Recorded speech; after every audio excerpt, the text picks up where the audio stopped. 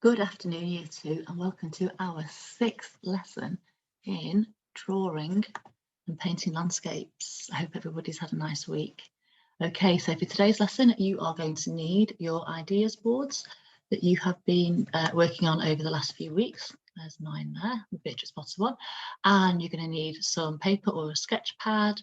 You're going to need a pencil, and if you've got any colours, any paints or crayons or felt tips or colouring pencils or chalks, that would be really great. But don't worry if you haven't, because we are going to do some shading with our pencils as well. Okay, right, now in a moment we are going to be real artists and we are going to start putting together our Beatrice Potter inspired landscapes. But just before we do, let's have a quick game of true or false. Okay, are you ready? So Beatrice Potter was born in England, in London. Is that true or is that false? It is true. Georgia O'Keeffe painted pictures of the countryside of the Lake District. Is that true or is that false? It's false. She didn't. She painted scenes from America, from New Mexico. Beatrice Potter loved to paint the mountains in New Mexico with bright, vivid colours from her imagination. Is that true or is that false? That's false, isn't it? She liked those naturalistic, muted colours that we see more in nature, like this one over here. Okay. Georgia O'Keeffe, here she is, was known as the mother of modern art. True, of course it is. She painted in that style that people weren't used to. She used her imagination, didn't she? And last one, Beatrice Potter's other job was as a singer. True or false? False. She wasn't a singer, was she? She was an author as well as an artist, and also later on she became a farmer. Okay, right, now let's have a look. Let's get started on these Beatrice Potter inspired masterpieces. So I have collected some of the things that I've been working on over the last few weeks. Let's have a look. So we've got some pictures over here of those landscapes that Beatrice painted. Okay, over here I have got my ideas board that I've been collecting, my ideas from some of her works I might like to include in my own picture. You'll have your ideas. I've got the, when we explored our colours down here, the different colours that the two artists use, our Beatrice and our Georgia's palette, the colours that they used, and we experimented with paints and pencils and shading and felt tips and crayons and things. Then up here, I've just included a little bit of information that might help us with our shading. Okay, right, now, just like last week, if you are going to be using any water, because you are going to have a go with some paints, make sure you turn your computer off or your device off, please, because I don't want any water near any electricity. Okay, right, let's get started. So swap over to here. Now, here we go. Let's move me out of the way. Here we go. Where am I going? There I am. Right, okay, so let's have a little look over here. Right, so I have just made a start sketching out very lightly. I'm not going to press too hard because I might change I want to change my ideas. So I like the idea of Beatrice putting, where she put the trees often at the front of her picture, sort of framed her picture. Now, the tree I'm going to draw is going to look quite large at the front because it's right in the foreground. I'm just going to put in some very basic details just to sort of sketch out where everything's going to go. Okay, you're going to take much longer over yours and it might not look like mine at all. These are my ideas. You have your own super ideas. Okay, right, now it's my foreground sorted out. Right, now also I think I'm going to have a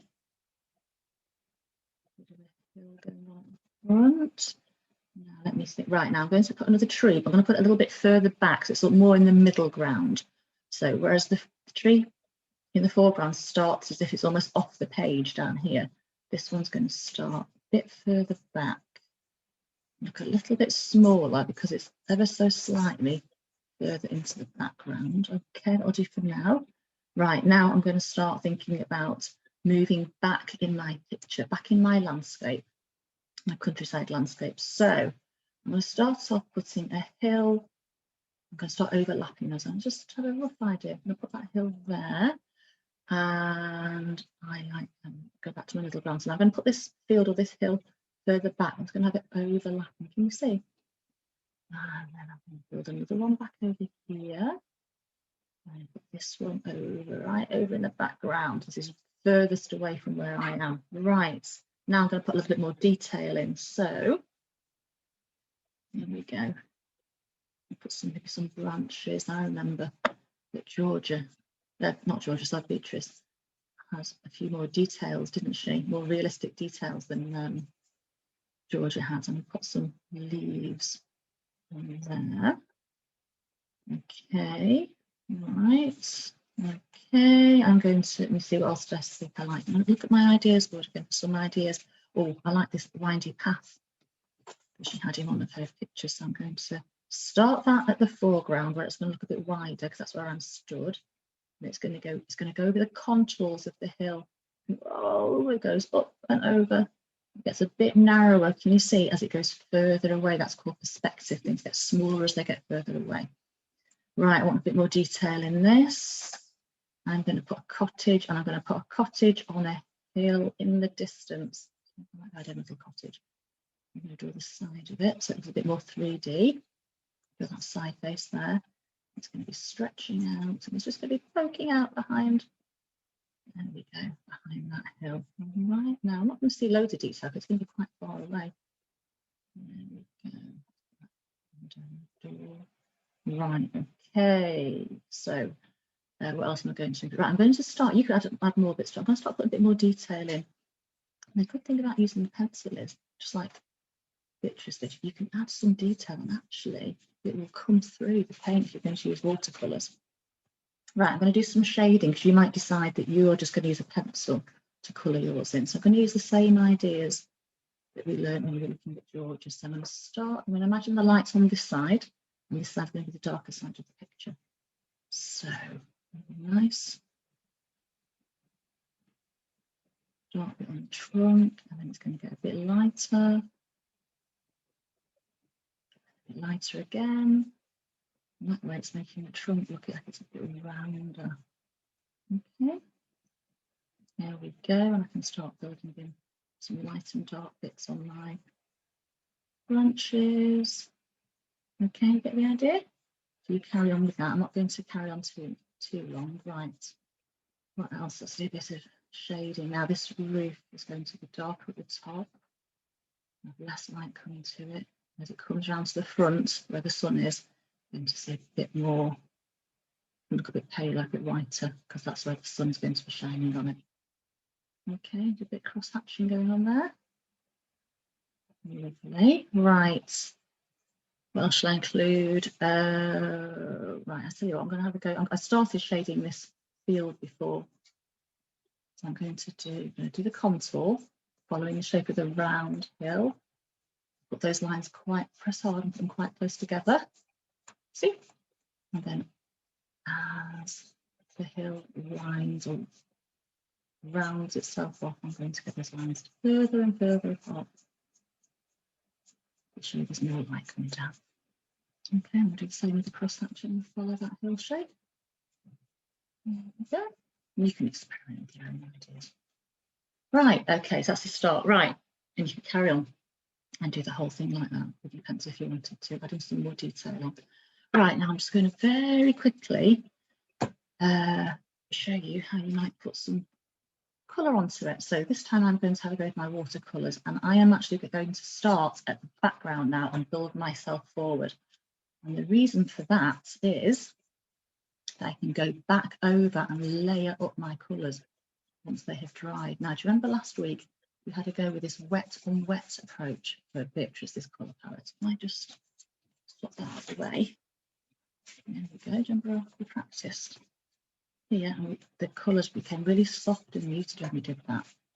So, wet the background, and I'm going to put a nice, you see in this picture here, very, move that up, there you go, so very, very pale blue, isn't it? It's not the same sort of bright blues that we saw on Georgia. So I'm going to get quite a lot of paint, water on paint, not watercolour this time. You could use light blue coloured pencils, and I'm just going to dapple. You see, actually, you know what? I think that's a little bit. I'm going to smudge that out a bit. It's a little bit too dark for what I like. I want it a bit paler. There you go. Mix it with some more water.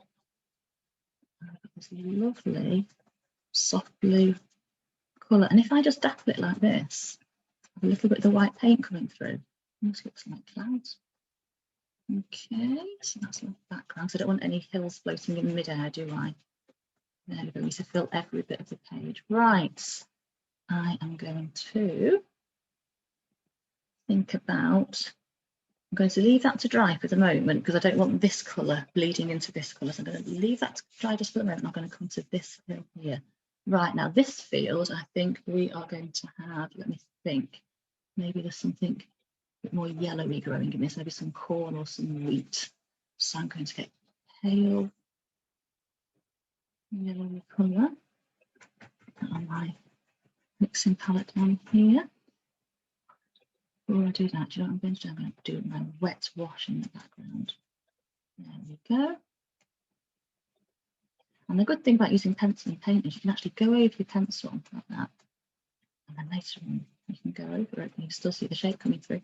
So, with my yellow, I'm going to dapple it on. And then, now, one field isn't all exactly one colour if you look really closely. So I'm going to get a bit of the green. Make sure it's not too bright. Mix it with some water. And I'm actually going to go into dap that on as well. Can you see to have a bit more texture and a bit more variety to the different colours that you can see. There we go. So we end up with that sort of effect going on. Right, now I wonder if that started to dry. Ideally leave it a little bit longer. So let's have this sort of, Jim's used all these sort of soft browns and peaches and as well. So I'm just going to go, now let's see what happens here. If I do this, I do this one without wetting it first. I've got quite a lot of paint, water on my paintbrush. Now I'm going to put this wet paintbrush on to dry. There we go, and the colour stays in it's where I leave it a little bit more, can you see?